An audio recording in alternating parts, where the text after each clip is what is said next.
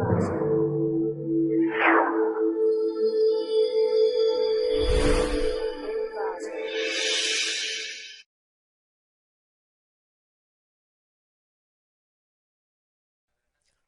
to ClickMyProject.com.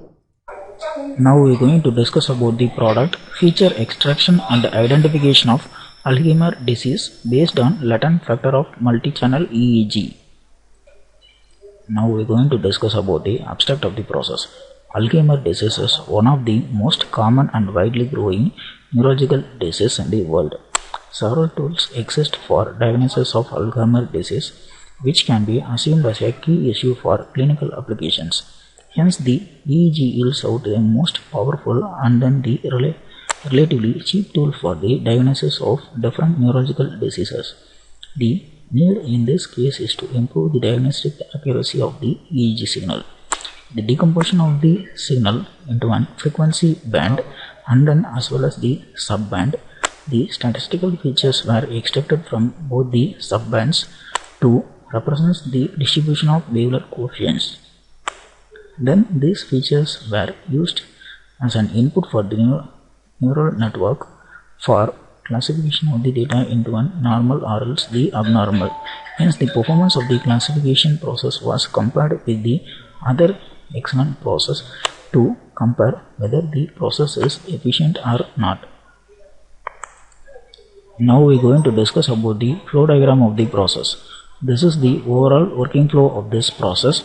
At first, the modules consist of the overall project structure. The first one is the input signal, then the second one is the pre-processing, third one is the encoders, then BP feature extractions, then finally the classification. So this is the overall modules present in this process.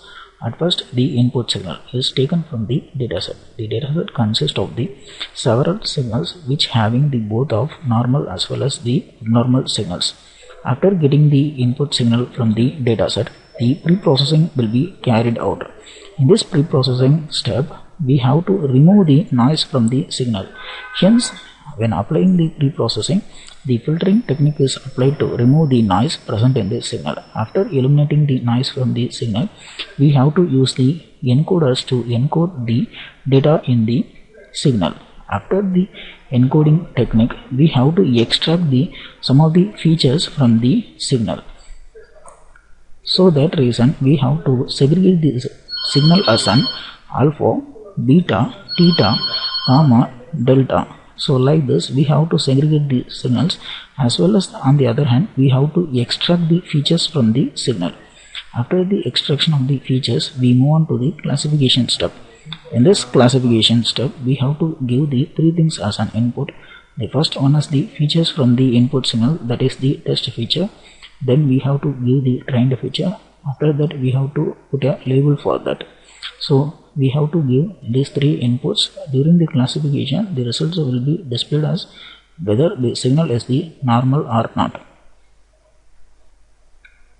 After applying the classification, we move on to the performance. In this performance step, we have to estimate the performance like accuracy, sensitivity and specificity. By using these parameters only, we can justify our process is efficient or not. Now we are going to discuss about the initial running procedure of the process.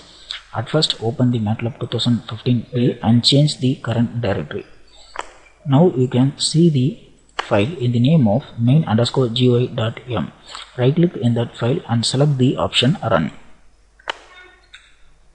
Now the user interface was open. In that user interface, you can see the several push buttons in the right sides for the controlling actions and then the several axes and tables in the left for displaying purpose. At first, click the button input signal. After clicking the button input signal, the dataset will be open. Select any one signal from the dataset. After the selection of the signal from the dataset, the corresponding signal is shown in the axis 1 with the title input signal. After getting the signal, we move on to the pre-processing step.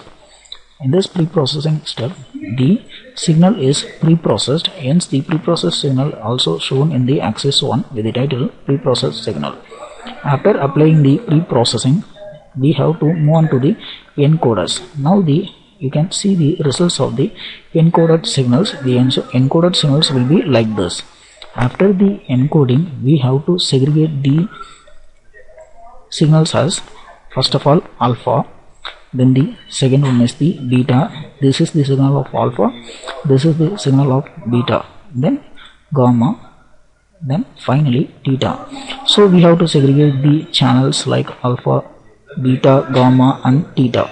After extracting these channels, we have to extract the BP feature extractions. This is the kind of feature extraction which will extract the features from the alpha signal, then beta signal, gamma signal and theta signal. So after extracting these features, we move on to the classification. So in this classification, it will detect whether the input signal is having the normal or else the abnormal. If the signal is normal, means the message box will be displayed as a normal signal, or else if the signal is an abnormal, means the message box will be displayed as the signal is an Alzheimer disease. So after the classification, we move on to the performance estimation. So in this performance estimation, the new GUI will be open, hence it will show the results of accuracy, sensitivity, specificity, error rate of the process, energy, variance, standard deviation, MSE, that is the mean square error, PSNR, that is the peak signal to noise ratio. This is the overall working procedure of the project.